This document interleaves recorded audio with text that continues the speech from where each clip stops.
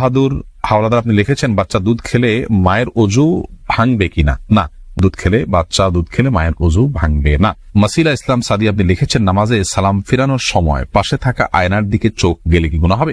অনিচ্ছাকৃত চোখ চলে গেছে, তাহলে সাথে সাথে আপনি নিজেকে ফেরত নিয়ে আসতেন, তাতে গুনাহ হবে না। কিন্তু ইচ্ছাকৃতভাবে আয়না দেখা বা কোনো কিছু দেখা এটা জায়েজ নয়, কারণ আপনার দৃষ্টি তো আপনার সালাতের যে এরিয়া নিচের দিকে নিবদ্ধ থাকার কথা, আপনার সেখানে ডানে বামে উপরে নিচে যাওয়ার কথা না। যদি যায় তাহলে সেক্ষেত্রে এটা সালাতের জন্য একটা ত্রুটি এবং সালাত যথাভাবে আপনি আদায় করলেন না।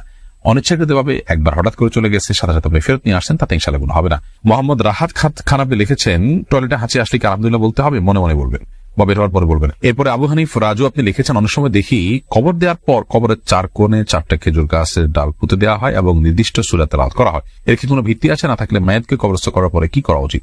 মাইয়াতকে কবরস্থ করার পর নবী করিম সাল্লাল্লাহু আলাইহি ওয়াসাল্লাম বলেছেন, উদউ লিআখিকুম ওয়াস্তাগফিরু লিআখিকুম ওয়াসাউলাহু তাসবিহ, অর্থাৎ তোমাদের ভাইয়ের জন্য তোমরা আল্লাহর কাছে ক্ষমা প্রার্থনা করো এবং তার জন্য দোয়া করো, সে যেন দুনিয়াতে যেরকম ঈমানের উপরে ছিল মৃত্যুর পরও এখন মুনকার নাকিরের প্রশ্নের জবাবে যেন ঈমানের উপরে অটল অবিচল থাকতে পারে। তো সেজন্য আমাদের উচিত হলো, আমাদের কর্তব্য হলো ঈমানদার হিসাবে, ভাই হিসাবে, বোন হিসাবে কোন ব্যক্তির মৃত্যুর পর তার জন্য, মৃত্যুর পর দাফনের পর, জানাজার পর, দাফন করার পর, কবর দেওয়ার পর কিবলামুখী তার জন্য আল্লাহর কাছে দোয়া করে যে আল্লাহ আপনি তাকে মাফ করে দিন এবং তাকে অটল অবিচল রাখুন ঈমানের উপরে যেমন তিনি দুনিয়াতে ছিলেন।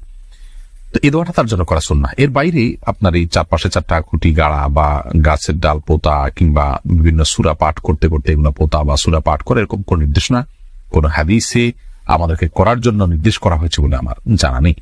আমরা সেটুকু করবো যেটুকু কোন হাদিস আমাদের জন্য নির্দেশনা দেওয়া হয়েছে। আর মন গড়া কোনো কিছু আমরা যদি করি তাহলে সেটি কোনো কোনো ক্ষেত্রে বেদাতে পর্যবসিত হতে পারে এবং সুন্নাহ দ্বারা সাব্যস্ত না সেরকম কাজকে শরীয়তের কাজ, ইসলামের কাজ হিসেবে আমরা মনে করে করব না, বরং এটা করার মধ্যে গুনাহের আশঙ্কা আছে।